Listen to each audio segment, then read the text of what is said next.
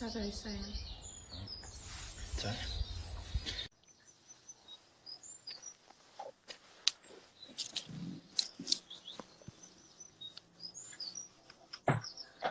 Anthony, how are you? Hey, buddy, and well, how are you, mate? Yeah, good. How was the hair's looking fine, I think, actually. Look at it. Look at it. Look at it. Do you know what? Mate, My missus tried to fade the other day. I think she didn't do, she did quite a good job, I think. it's not too bad, mate. It's not too bad. Mate, before we start, mate, I don't know your name. I'll call you Southwest Boxing Media. But what's your name? Scott. Scott. That's much more of a less of a mouthful to say than Southwest Boxing Media. So, are you okay? Is the family well? Are you doing well? Is all good? Yes, mate. I mustn't grumble. All good. All good, my end. Thanks, mate. What about yourself? Yeah. Well, I'm a teacher by day, but obviously I'm stuck in the house now, waiting for school to open back up again. Yeah. What do you teach? Primary school, so I teach 5 and 6-year-olds. Oh wow, nice, mate. So do you do all the subjects? Everything, just like you with your niece yesterday with the maths, was it that? Mate, yeah, that's one of my favourite things I get to do during lockdown. I think, to get through any tough situation in life, you need to kind of have routine. And I think integrating some kind of routine and anything you do can help you get through tough things. And this is obviously, a real ordeal for everyone to go through at the moment. And one of the things I do is I help my sister out with the nieces and do the homework. And I really enjoy it. It's really fun. It's nice to help people. And listen, mate, you get on a daily basis. And I rarely do it, but it's nice to when you impart a bit of wisdom and then they get it and then they feel great, makes you feel good, So yeah, man, I've been doing that every day, which is great. Yeah. Wicked. Before is your mum doing okay? I know she obviously says, it's a miracle, isn't it? She's here. Is she well? Yeah, no, mate. Really nice of you to ask. Really nice of you to ask. Thank you, buddy. She's doing well. She's going out a bit more than I'd like at the moment. I'd like her to kind of stay at home a bit more than she is, but listen, who am I? She's my mum at the end of it. I can't tell her what to do. She's telling me what to do. She's the mum, but mate, she's doing really well. Thanks for asking. Really appreciate that. Oh, well, send her our best on behalf of Southwest Boxing Media. Anyway, I'm sure she's my biggest fan. So I'm sure she'll watch this and then hear it herself. Definitely. So before we move on to your wrestling career, I'm quite a fan of wrestling as well. We know you for your boxing. I was a big Anthony Ogogo fan on the way up and obviously into the professional ranks. Do you look back at this with a sort of frustrated sort of look at it, or have you sort of moved past it now, do you think? Mate, do you know what? I mean, good question. I did a podcast with somebody the other day. It was a really nice podcast, if I say so myself. We spoke with a guy that works like quite in depth with youngsters that like a lot of them kind of been in trouble in the past and they want a bit of guidance, I guess. And we were talking about like my setbacks, and it was 2 nights ago. And talking about it kind of like brought all those feelings back to the surface. So for the last couple of days, they've been kind of bubbling there, and I've been a bit not resentful. That's too strong of a word, but I've been a bit, I've been more upset the last few days than I have been the last 6 months. But I look back, mate, and I look back on just what could have been, because I mean, I don't want to start saying things and calling people out. And I don't want people to think I'm bitter, because I'm not. I'm now embarking on a whole new chapter of my life, which I'm really happy about. But I look back at some boxers that have won world titles that were nowhere near as good as me. And that sounds arrogant, and I know it does. And I can't think of a better way to say it. I mean, like Cameron Smith, I'm not knocking him water. He's a tremendous fighter, the number 1, 12-stone fighter in the world. He's brilliant. He's fantastic. On the Great Britain team, he is my number 2, and he's my number 2 by quite a considerable distance. And he had to go up to go to the second Olympic qualifier. He had to go up in a weight, because there's no chance he was going to usurp me. And he's gone on and done amazing things. And people like George Groves, me and him, we're training partners together for many years on the England team, the young England team, the juniors. The team was just me and George Groves. It was just us, because they'd only send guys who would probably go and get a medal, and me and him medalled everywhere we went. So, I look back at some of my peers, and none of them were better than me, and they've gone on and achieved amazing things, and it's just frustrating that I wasn't able to do the same through no fault of my own. So yeah, I am a bit gutted, extremely gutted to be honest with you. But I've sulked long enough about it, and like sulking about it, you're not going to get anywhere from sulking. You know, you're not going to get anywhere from like having your lip out like that. So you got to kind of get on with it and make the best of what life presents to you, and that's what I've tried to do each juncture of it. Yeah, I mean, because obviously when you retired, it was sort of common knowledge, you know, you obviously had really problems with your eye, but only recently I realised that you had a really bad shoulder, and did you get Achilles? Is that right? Yeah, mate. Yeah, man. I've had 19 operations in my life. 17 times under general anaesthetic, 9 for my eye. Even so, I had 9 surgeries for my eye altogether. Even before my eye, I had 10 surgeries. I done my shoulder in 2008. Missed out on the Beijing Olympics with my shoulder. I mean, I wouldn't have medalled in Beijing, so I was too young, and I was quite. I was really talented as a kid, really skillful and good, but I wasn't mature enough to hang with the men. So, but going to Beijing would have been an amazing experience for me and would have put me in good stead for London 4 years later. But I hurt my shoulder, wasn't able to go. And then I was out for a year. Done it in the 2008 ABAs. I didn't box against the 2009 ABAs. And then I got kicked to the Great Britain team, so I was out for a year. I had to fight my way back onto the squad. Got back in the squad the year before the Olympics or Olympic qualifying year 2011. I done this shoulder. I dislocated this shoulder in a fight. I was out. I had to kind of persevere through it. As I went to the first qualifier, I didn't qualify because it came out again in my fight against the Russian. I didn't qualify, and then had to have the surgery done. Had to condense a 10-month surgery rehab into 5 months. Managed to kind of get it back in time for the qualifiers. Second qualifier, I qualified, and that shoulder came out again in 2015 in a fight. I was out for a year with an Achilles injury. I had 4 surgeries on my Achilles. I was out for a full year. I got back, and then my very first fight after being out for a year, I threw a punch. Shoulder came out. Had to fight the whole fight with one arm. Came back, had surgery on my shoulder. During the surgery, because the second time the shoulder would come out, the surgeon had to move some collarbone to the shoulder to block it in. And by doing that, he nicked the nerve, he damaged the nerve, and my arm withered away to the whip for that. I mean, it was so skinny, and I had to kind of rehab again. And then I actually started boxing 10 months after the surgery, not because I was ready to fight, but because I had no money, because I hadn't boxed for a year, expensive surgeries. I come back, hadn't boxed for 10 months. And people don't realise that if you're a professional fighter, like only 0.1% has been the Anthony Joshuas, the Amir Khans, the Ricky Hattons. Only those guys earn big money. And it takes a while to get there. And I wasn't nowhere near that level. So I had no money. So I had to fight. So I was skinned. And then I had 3 fights, knocked them all out. I was fighting for the WBC International belt. I was promoted by Golden Boy. So we were in talks to fight Canelo 2 fights later. Minimum $5 million purse. And Canelo's obviously an unbelievable fighter. Yeah. But again, I was young, I was fit, I had great movement, and like he struggled with guys with good movement. Mayweather schooled him.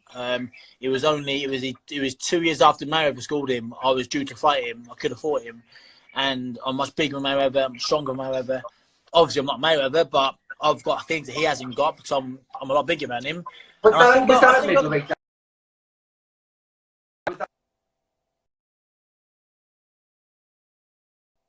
Cool, come in. Oh, sorry. What week was you supposed to fight Canelo at? Was it middleweight or? Middleweight. That's when he was middleweight champion. He's middleweight, and he was struggling for the weight because he's huge. And I just think the stars would have aligned. You know, this would have been early 2017. Look, I went into every fight thinking I was going to win. I think I would have a game plan to beat him. You know, it sounds silly now because he's gone on to do some amazing stuff, and I'm not even boxing anymore, so it sounds silly. But you know, boxing's all about like career trajectory and getting the right person at the right time. And I think I'd have beaten him, win, lose, or draw. I'd learn a lot from it, and then I would have come back. And he went on to move up for middleweight, so the middleweight would have been open for people like me and Danny Jacobs and Golovkin's getting old as well. So you know, it's a great time now to be middleweight because all the good ones are getting old now. They're getting beatable. And people like David Lemieux, mate, I'd have beat David Lemieux with my eyes shut with one hand. What do you think of Demetrius Andre? Because he's obviously a world title holder. What I mean, yeah, I think good man, really good. He was a really good amateur as well. He won the world championship in 2009 in Chicago as an amateur, and not many Americans do much as an amateur nowadays. He's good, big southpaw, boo-boo Andre, good fighter, but again, beatable, you know, very beatable. So I think he knocked out Brian Rose a couple of years ago, and something like a Brian Rose was tailor made for him. To beat someone like Andre, you've got to be equally as good and as skillful as a boxer as he is, and I mean, that's what I was. You don't win Olympic medals without being a tremendous boxer. So, no, really good fighter, really good fighter, and you know, but well beatable, you know. Yeah, I mean, you went to Kell Brook? Is that right? You went to Kell Brook, sort of eye sort of specialist? Is that right? Yeah, I went to see his doctor, but unfortunately, the wrong surgery had already been performed on me by that point. So, I went to go and see him, and he said to me, mate, he said, the fracture I had on my arse socket was nowhere near as bad as the initial fracture I had. I carried on boxing, so I was told to by the specialist. The initial fracture I had was nowhere near as bad as Kell's. He said to me, if I'd have seen him at the beginning, I 100% would have got back boxing. But the people I saw done the wrong surgery on me, and that led me down a really bad path, and a path I was never able to get back from, which was devastating. So, yeah, really, and the whole 3 years of me trying to get back in the boxing ring was just, the injury I had wasn't the injury. I mean, it was a bad injury, but the injury I had initially wasn't that bad of an injury. I could have come back from it, but I got the wrong advice. I was told to carry on boxing, the worst thing I was ever told. But and annoyingly, and Kel's a friend of mine, but Kel he pretty much went to his local hospital and found this guy, and this guy fixed him twice, and he's back in the ring boxing. I went to the best person at the best hospital for eyes. I paid loads of money. I left no stone unturned, and I got given the wrong advice. And Kel and other people who went to the local A&E, they got given the right advice. So it's really frustrating, man. It's really frustrating, but you know, that's life, isn't it? You can't set at the top. You can't whinge and sulk about every decision that goes against you, because you're not going to get anywhere. So you moved into wrestling now, and I bet you get asked this a lot. Do people ask you about, do you worry that the injury's going to follow you into boxing, into wrestling? But you can't really live like that, because you could fall over down the street, couldn't you? Do you know what I mean? Mate, perfect. That's the perfect response, and that's what I say all the time. I'm going to go for my hour exercise in a minute, and I'm going to go out with my wife, and I could walk across the street and get hit by a car, and then I'm dead. So it's like, you don't know what's around the corner. You can't live your life in fear that something might happen, because the chances are it's not going to happen. And if it does happen, then it happens. Then you work out the next best thing. So, I mean, wrestling's very different to boxing. Wrestling is very demanding, very athletic, and extremely physical. But you're not essentially, I mean, without trying to kind of ruin the mystique too much, in wrestling is half sport, half theatre. And you're working with your opponent in the ring to put on an amazing match for the fans. In boxing, there's no working with anybody. You're trying to knock out your opponent. You're trying to take his head off with your own fists. So it's very different, and you can work around. There are some things I can't do, because I just can't put myself in that position. But it's up to me now, and up to my team to figure out if I can't do X, Y, and Z, now what can I do? You know, so I mean, that's life, you know, as I keep saying, you know. Yeah, I mean, I got into wrestling back in the sort of Hulk Hogan, Ultimate Warrior sort of, you know, when it was WWF at the time. And how did you get into it? Was it just watching the telly, sort of like same as me? Yeah, mate, precisely. I came home one day on a Sunday afternoon. I went to my nan's house for lunch. I came home on a Sunday afternoon, put the telly on, and this thing was on TV, and I didn't know what it was. And I was about 9 or 10, and I knew it wasn't boxing because I knew boxing, but it was a bit like boxing, but it wasn't boxing. I couldn't really work out what it was, but Go first Undertaker, WrestleMania 37, possibly. And I was dumbfounded by what I was watching, and I was immediately drawn to these guys with massive physiques and ripped muscles on top of muscles, and it was brilliant. And then I remember the commentator on the show saying, remember tonight at midnight, watch the Royal Rumble. And I was about 9 or 10, got the TV magazine, opened it up, and I saw midnight, Channel 4, with the Royal Rumble. And I went to the cupboard, got out a blank tape, put it on long play. I remember those days, putting a bit of sellotape over the back so you can't mate, you know, mate, yeah. For a really special one, you take it off so you couldn't get recorded, mate. You know, the kids nowadays have no idea. Long play, mate. Because long play, you got 6 hours. Short play, 3 hours, decent quality. Long play, 6 hours, rubbish quality. So I've gone to bed. So I was a kid.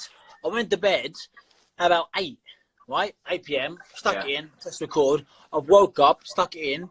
I watched the first match. I thought, this is brilliant. And then, and because obviously I didn't do the maths properly because I was a baby. But so 6 hours didn't get the end of the Royal Rumble. So I remember the Rock, the Big Show, and somebody else in the ring, and I just stopped. And I had to go. What happened? I had to wait until the next Sunday on Channel 4 to watch what happened. So yeah, mate, and since then I've been pretty much hooked. No internet back then to find out either, was there? No internet back, yeah, of course, no internet. And then when we did get the internet, it was like, remember, God, mate, we're showing our age now. All the kids at home are going, what do you mean internet? Internet back then, you had your dial-up, so like you could go on the internet, but the phone. Get off the phone. Yeah. So your mum would be whinging, get off the phone, get off the internet. And that was like 50p a minute, really expensive.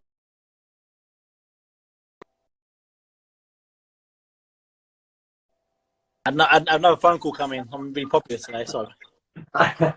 So is it Diamond Dallas Page? You sort of linked up with him, but during your boxing career, is that right? And that's how you sort of got into That's right, mate. You've done your research, mate. That's right. So DDP, he's got a really good, really successful yoga program that he's devised, and it's really good. Helps loads of people. Does an amazing job. And I reached out to him, so I started doing that.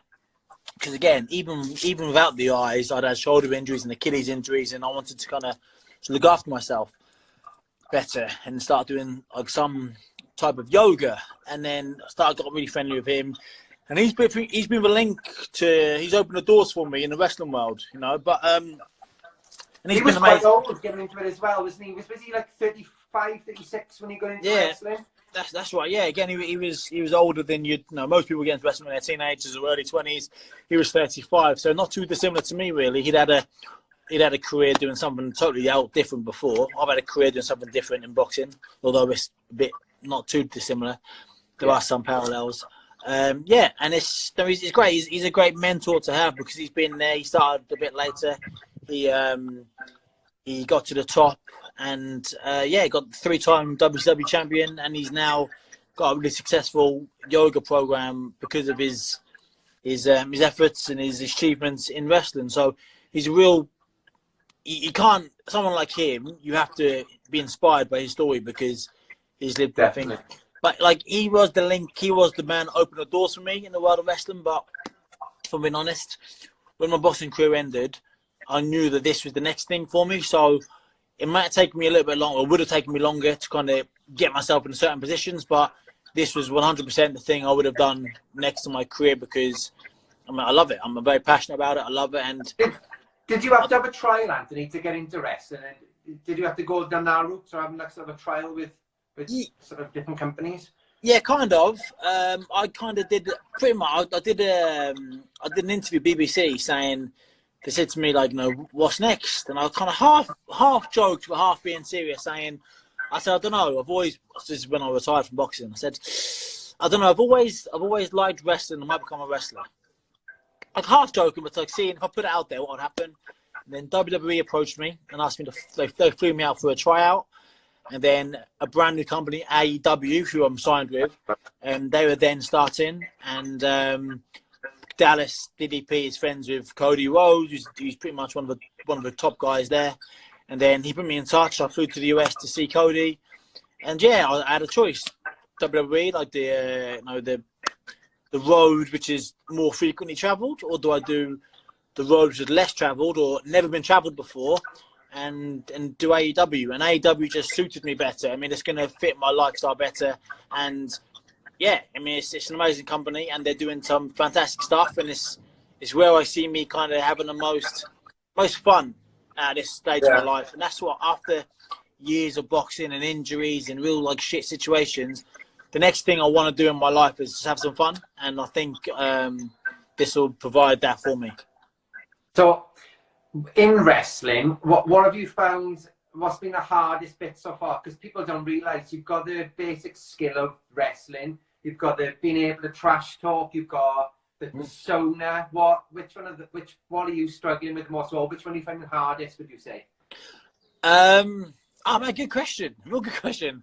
I don't want to sound arrogant and say none of it, because that sounds really arrogant. But I'm enjoying all of it. Like, I'm not really struggling with much of it. Like, put it this way, like they always say, like, you know, they always say like anybody can learn the moves. Not anybody, obviously. You got to have a certain amount of skill, and you got to be very determined. It's a real tough business, and you got to learn things, and there's loads of like nuances, and you got to do things perfectly, because you're not in.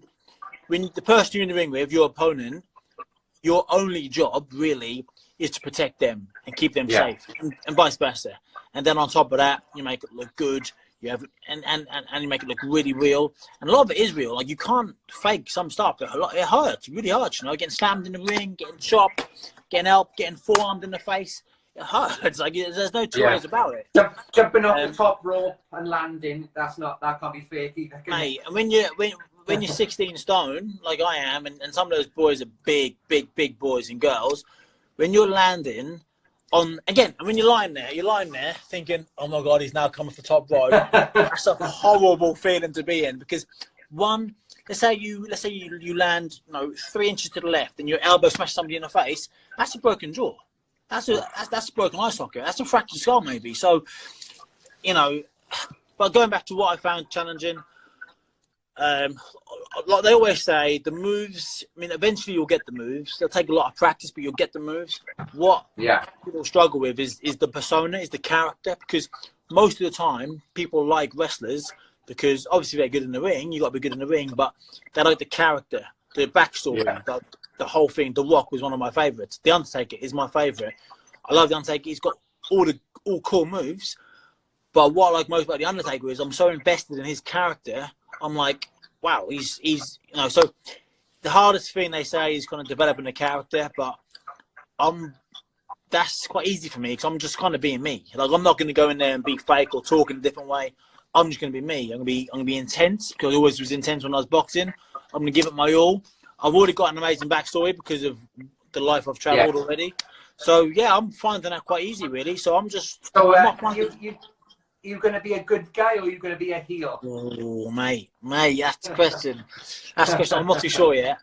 I'm not too sure. I've ultimately that's up to the powers that be. I've got a few ideas myself, which I'm not going to reveal straight away. But yeah, we'll see. But I think, they always say the best wrestlers are the ones that play themselves. As I said a minute ago, they just turn the volume right up. So you're playing yourself, but a larger version of yourself.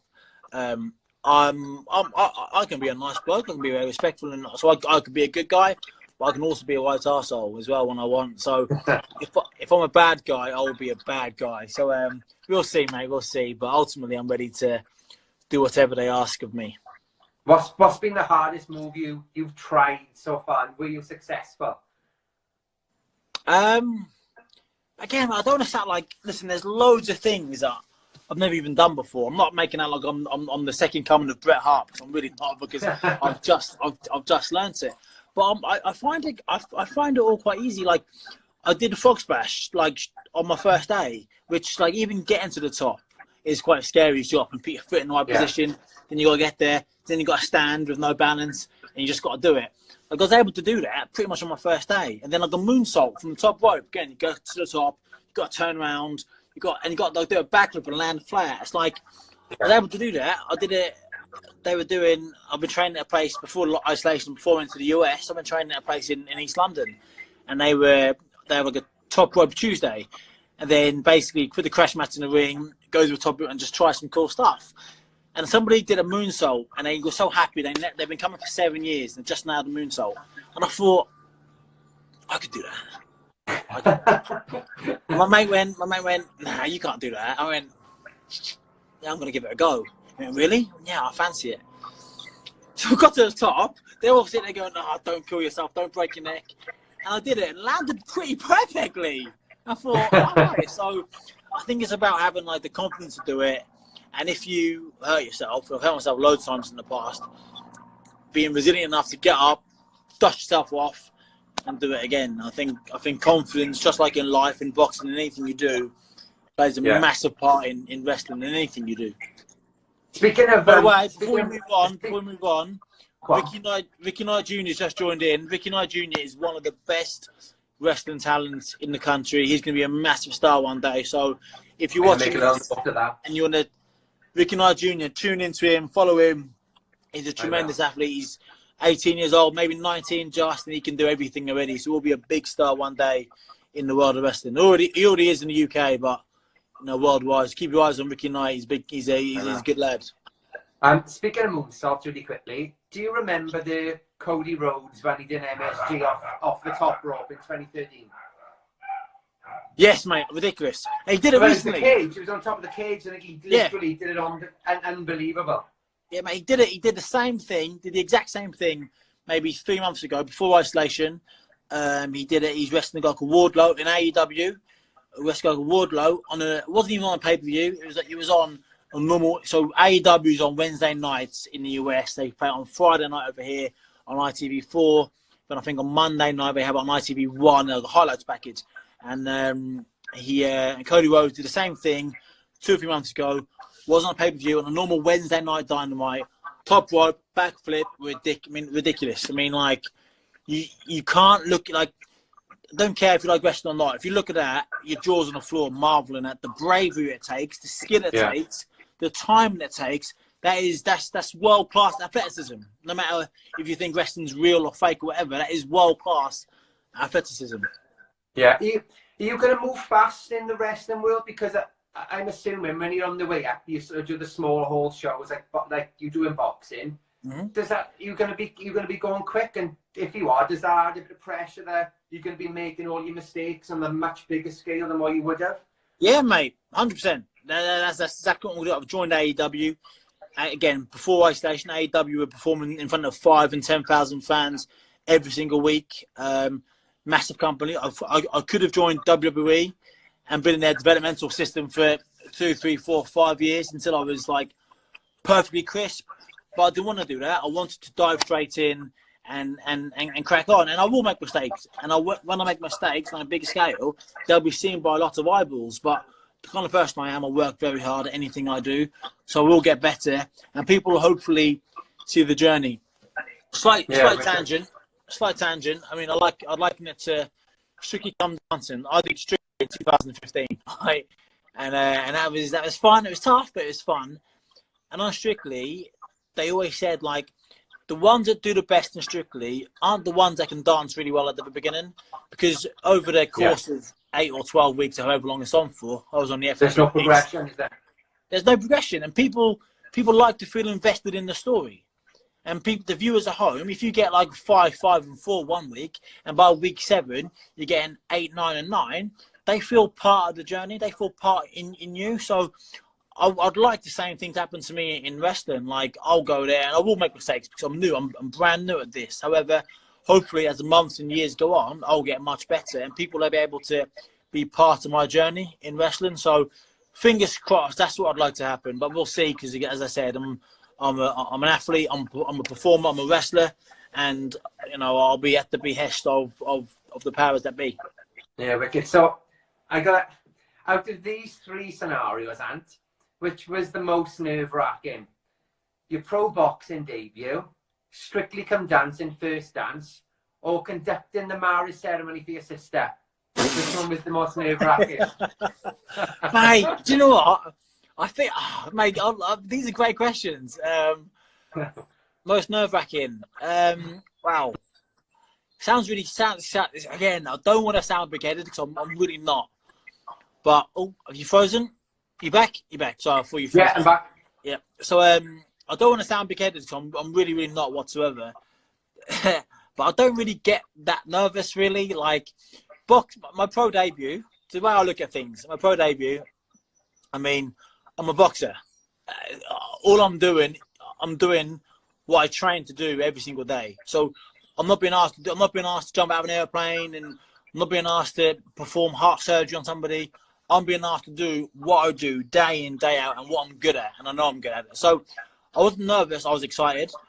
Strictly Come Dancing, I just found it funny because there's 10 million people at home watching me dance, and everyone knows I can't dance. So I can't dance. My shoulder was pretty much in a sling, so I couldn't do much stuff anyway. So nobody expected much of me because I'm not a dancer. So it was fun. So I didn't really get nervous in that. And then doing my sister's wedding, I was just extremely proud. So pride was the overwhelming feeling. So I didn't really get nervous in that. It was just an amazing day. The weather was glorious like today, and it was just fun. So I didn't really get nervous in any of them, to be honest with you. So the most proudest one you would say then would be conducting the marriage ceremony, was it?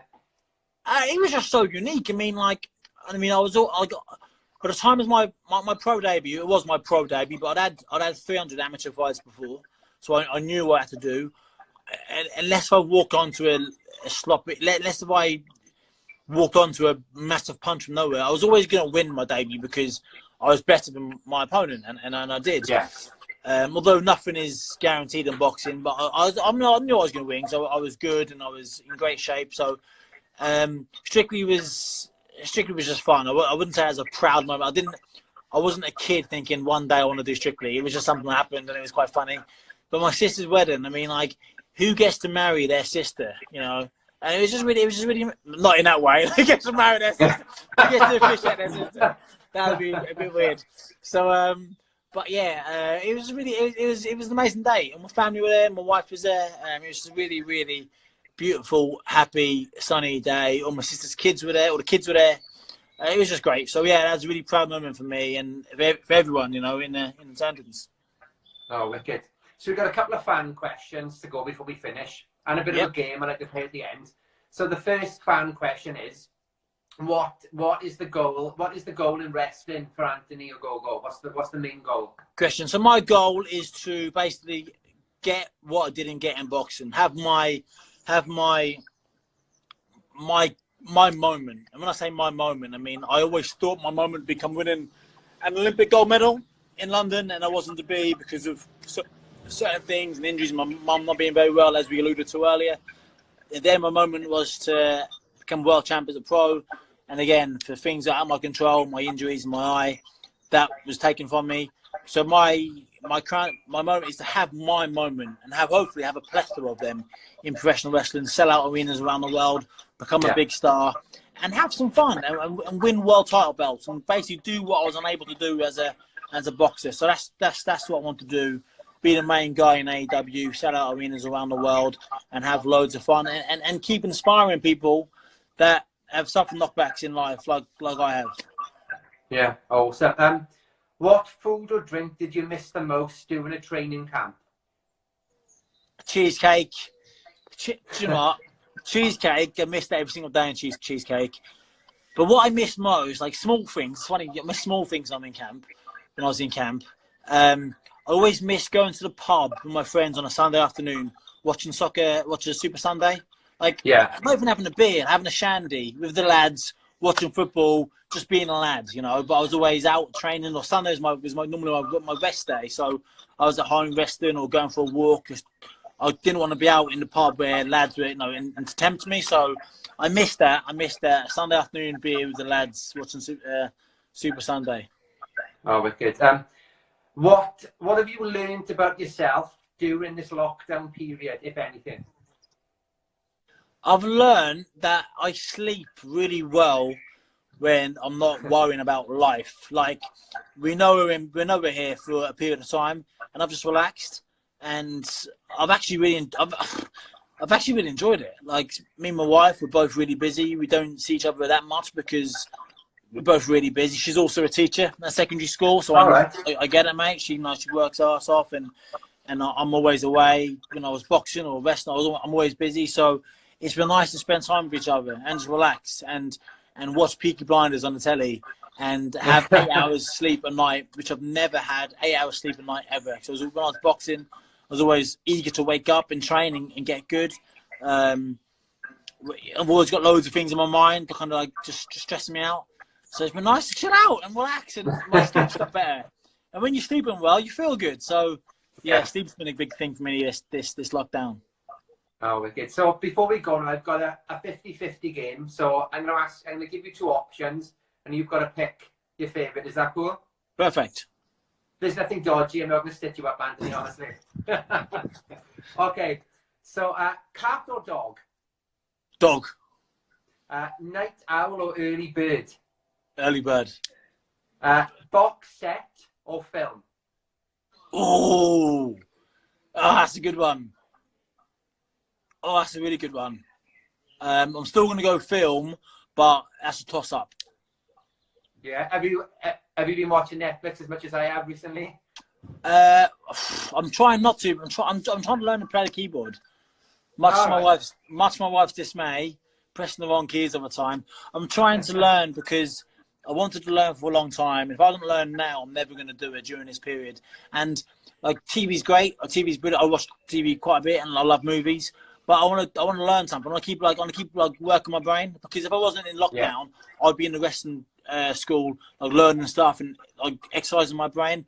I can't do that, and it's good to keep challenging yourself. So I'm playing the keyboard really badly at the moment, but I'm doing that day in, day out to kind of get a little bit better. Oh, good. Okay. Eat out or takeaway in? Eat out. Ali or Tyson? Ali. The Undertaker or The Rock? Oh, oh, mate. I was writing this up last, and I was thinking that's going to be a tricky one for Anthony. I can imagine. Oh, goodness. I'm going to go The Undertaker for his longevity, reinventing himself. The Rock is brilliant. People don't realise The Rock was only a full-time wrestler for 4 years. From 97 to 2001, he had 1,000 moments in those 4 years. He came back a couple of times, obviously, but full-time wrestler for 4 years. Undertaker's been there full-time for 30 years. Yeah. Unreal run, and he is, Undertaker. Okay, a bit of a 90s one now. The Ultimate Warrior or Hulk Hogan? Oh, do you know what? I wasn't I know you texted recently, you said to me you're a big Ultimate Warrior fan. I wasn't really a fan of either.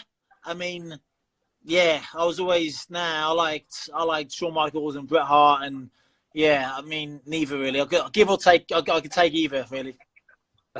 Okay, Fury or AJ?